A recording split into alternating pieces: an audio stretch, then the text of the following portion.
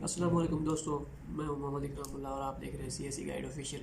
आज हम बात करेंगे सीएसई के पोर्टल के हवाले से कुछ जो है ना वो मुश्किलात हैं लड़कों को कि हम इस तरह करें तो क्या होगा, कि हम विदड्रा करें, सबमिट करने से काउंट वगैरह होती है कि नहीं। इसमें 3-4 इशू हैं जिस पे हम बात करेंगे। सबसे पहले लड़के कहते हैं कि हम अगर एक यूनिवर्सिटी में फॉर एग्ज़ाम्पल हमने अप्लाई कर दिया, ठीक है, जिसमें हमारे पास एक्सेप्टेंस नहीं था, ठीक है, सीएसई के थ्रू। तो अगर हम किसी दूसरी यूनिवर्सिटी से एक्सेप्टेंस फिर मिल जाता है तो पहली वाली को क्या हम विदड्रा करें या सबमिट करें? सबमिट ही रहेगा। अगर हम विदड्रा करेंगे तो काउंट होगा या नहीं होगा? तो इसका जवाब है कि अगर आपने यूनिवर्सिटी को डॉक्यूमेंट्स वगैरह सब चीज़ें सेंड कर दी हैं, अगर आप विदड्रा कर देंगे तो आपकी एप्लीकेशन काउंट नहीं होगी सीएसई के अंदर, क्योंकि आपका फॉर्म जो है सबमिट नहीं है। जब तक आपका सबमिट नहीं होगा तो आप वो नहीं कर सकेंगे, उसका आपका काउंट नहीं होगा एप्लीकेशन, ठीक है। उसके बाद लड़के कह रहे हैं कि अगर हम दूसरा मसला कि हम डॉक्यूमेंट सेंड करने के बाद हम चेंज, अगर हमारे से कोई गलती हो गई है, बाद में हमने देखा कि हमारे सीएसई के पोर्टल पे हमारी ये गलती थी, तो क्या हम चेंज करें? अगर चेंज करेंगे तो क्या इसका इम्पेक्ट पड़ेगा अच्छा या नहीं? तो इसका जवाब ये है कि इसका बहुत बुरा इम्पेक्ट पड़ता है। क्योंकि आपने एक बार सबमिट कर दिया फॉर्म, तो जब तक आपने डॉक्यूमेंट सेंड नहीं किए तब तक तो कोई इशू नहीं है, जब जैसे मर्जी आप चेंज वगैरह करते रहें, वो कोई मसला नहीं है। लेकिन जब आपने सेंड कर दिया उसके बाद आप चेंज करेंगे तो आपकी डेट चेंज हो जाएगी। आप दोबारा देखेंगे नीचे नीचे लास्ट पे पेज के, तो डेट चेंज होगी। फॉर्म जितनी बार आप सबमिट करते रहेंगे, मतलब विदड्रा करके सबमिट करते रहेंगे, आपकी डेट चेंज हो जाती है। तो इसमें भी दो चीज़ें आती हैं, ठीक है। कि एक तो ये होता है कि सिर्फ किसी यूनिवर्सिटी में सिर्फ जो है ना सीएसई के अपने पोर्टल पे अप्लाई करना होता है। वो यूनिवर्सिटी की रिक्वायरमेंट्स होती है कि बस सीएसई के पोर्टल पे अप्लाई कर दें और ये डॉक्यूमेंट्स हैं ये हम साथ अटैच करके हमें भेज दें। तो उसमें थोड़ा बहुत मतलब रिलैक्सेशन मिल जाती है कि अगर आप बाद में गलती हो जाए चेंज भी कर लें तो कोई मसला नहीं होता। इतना ज़्यादा होता है लेकिन इतना ज़्यादा नहीं होता, क्योंकि वो डायरेक्ट सीएसई को भेजते हैं, वो बात की बात होती है।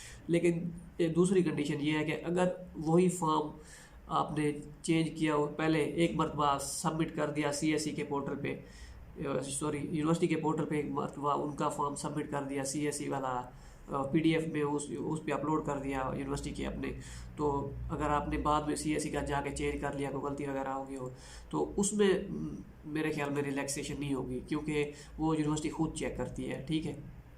रिकॉर्ड तो वैसे इनके पास होता है सीएसई और ये दोनों का, लेकिन यह है कि इसमें बुरा असर पड़ सकता है, ठीक है। तो चेंजिंग ना करें उसमें, बस जैसा है फिर उसको जाने दें। सही हो गया। और उसके बाद है कि हमने सीएसई के पोर्टल पे जो है ना, हाँ, और उसके बाद तीसरा मसला कि सीएसई के पोर्टल पे हम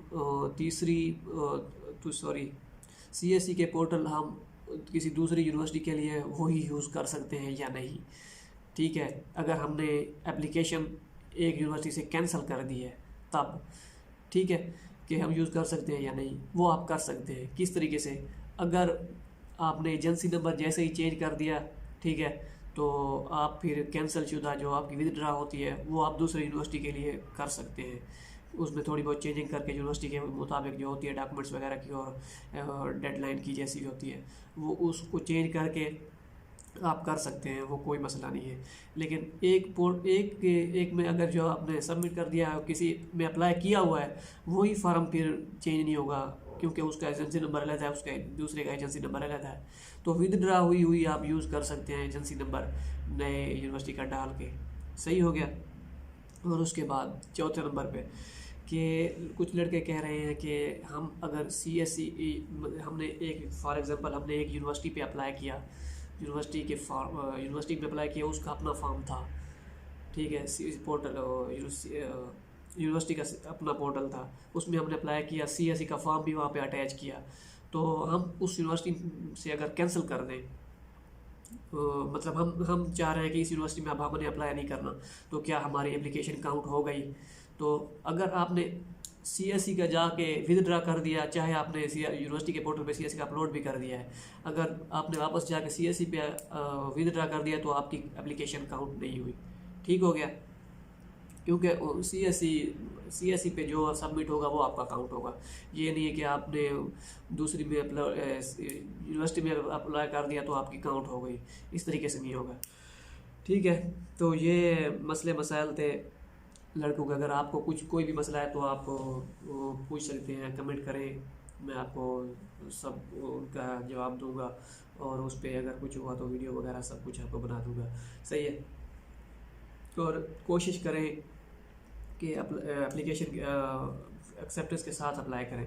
अगर डेट शुरू हो गई है, एक्सेप्टेंस मतलब डेडलाइन शुरू हो गई है और आप महीने बाद भी अप्लाई कर दें तो कोई मसला नहीं है, लेकिन ट्राई करें एक्सेप्टेंस लेटर की।